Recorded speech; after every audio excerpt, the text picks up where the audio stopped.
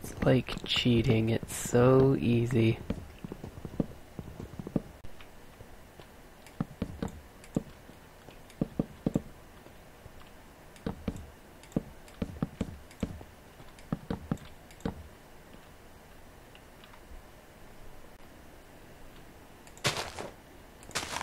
Alright.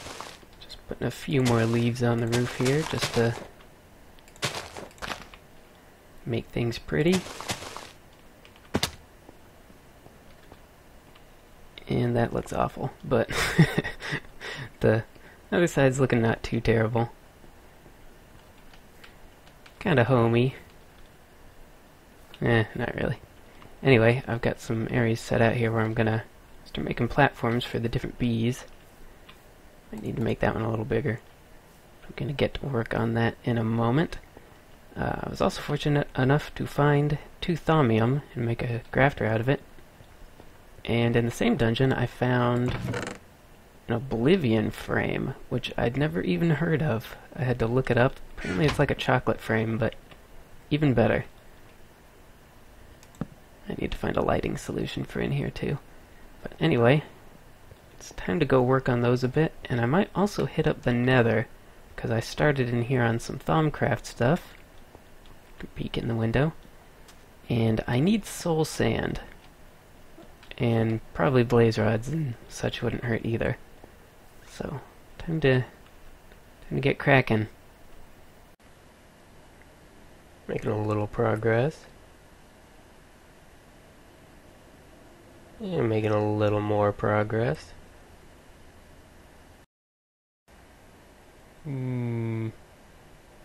It's a start if nothing else. Teamwork. Teamwork. Teamwork.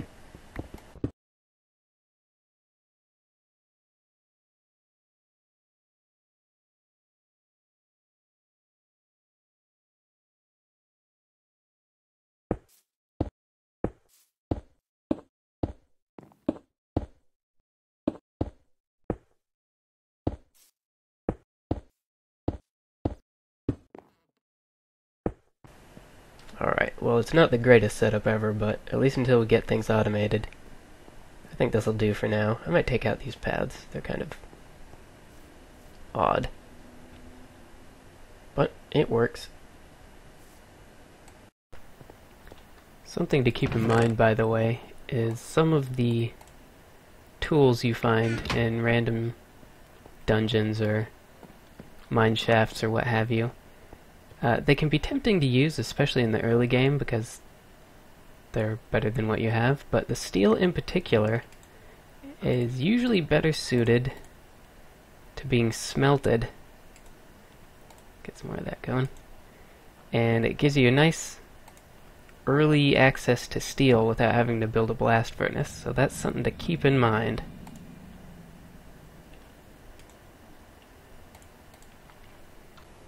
It's new and improved. Feed the beast. Now with more elaborate crafting recipes. More required infrastructure. Slower progress bars. Spend more time crafting in your Minecraft basement, while you sit playing Minecraft in your real basement. It's double the basement. So then, we finally got some more infrastructure set up. I'm low on sources of Precontatio Essentia though, so I think it's about time I try and go off and find a stronghold. But before I do that, I'm gonna stop by the Twilight Forest, get a few things, get some more equipment, get geared up. Still need a lot more machines to get the whole bee situation squared away. But we've at least got some basics down. We've got the assembly machine, wire mill, plate bender, all of that, so that we can actually start building machines again. I'm pretty low on resources though, so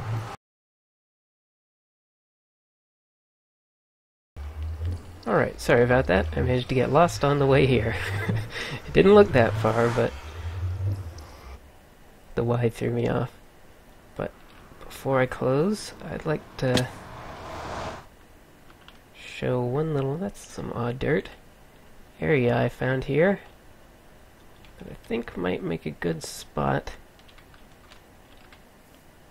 for a floating city. But that will have to wait for a future date. So long for now.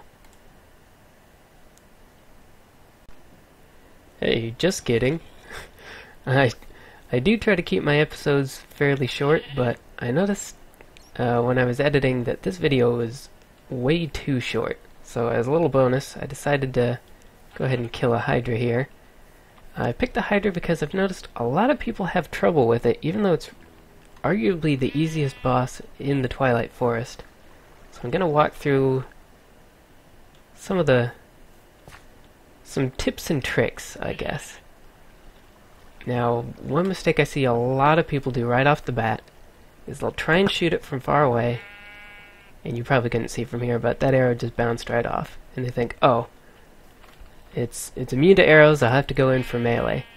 That's not the case, though. The Hydra, it's invulnerable if you're out of its attack range. So if you're too far away for it to hurt you, you don't get to hurt it. As long as you're close enough for it to shoot at you, arrows work just fine. And I would recommend bringing quite a few of them. So we'll move in here. And a lot of people, they'll then try and melee it, and I'll explain in a moment why that's a bad idea. And I don't like this angle we're coming at it from, and I'll explain that in a moment as well. But let's move in on this guy. Boy, he's got a lot of cover, and that's bad. And a zombie, really? And some spiders. Whatever. Alright. So the trick to the Hydra is that it has tells for pretty much all of its attacks. Oh, I'm still a little too far away. See, that mouth is smoking there. Means it's going to shoot those fireballs. He's probably going to blow up that zombie.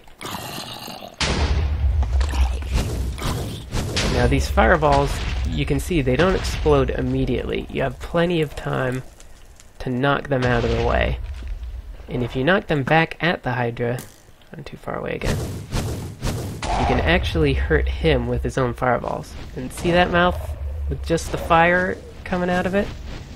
That means he was getting ready to do that cone fire attack. So when you see him do that, he's going to shoot at where you are when he starts doing it. And I've been lit on fire, so it's hard to fight and talk at the same time. But once he's already started shooting that cone of flame, he turns very slowly. So if you sidestep when you see him starting to breathe the flame, like that, you can easily avoid it because it turns so slow once he's already shooting it. Just like that. It's easy to dodge. So those are his two ranged attacks, at least his initial two. A lot of people, like I said, will go in for melee, which you can do. Oops. Don't want to get set on fire. And I'll see if I can get him to do his third tell. If you're going in for melee, see this head comes down and is drooling? That means he's going to try and bite you.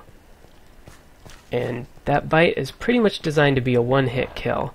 I've seen people survive it if they're wearing something like quantum armor, but still, it's quite advisable you dodge it entirely.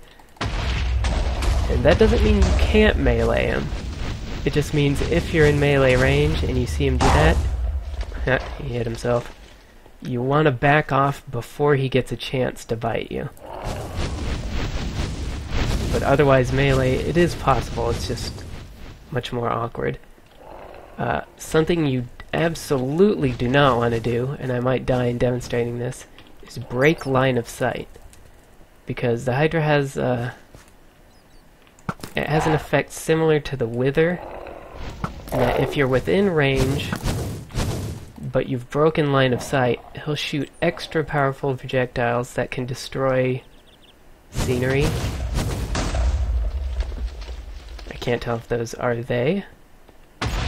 No, it doesn't look like it.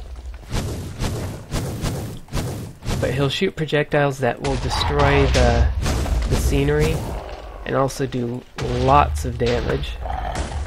And it's doubly deadly, not just for the damage it does, you almost got me there, but also because it destroys the terrain. A lot of the time it'll create a crater that you can't easily jump out of, and before you can dig or pillar your way out of it, he'll already be firing more, doing lots of damage and digging you even deeper. And that's a really quick way to die. And if for some reason all of this is still a little too much, especially if you're playing on a server, that can make a lot of this really difficult because of lag issues, you can pretty much completely trivialize the fight by drinking a potion of fire resistance. And then it's essentially easy mode. So it's still going to take a while, so I'm not going to film the whole thing, but there you go. There's pretty much everything you need to know to kill the Hydra. No problems at all. You could do it without armor if you felt like it. So with that, I guess I will officially end the video. And I'll see you guys next time when we get to work on that floating city.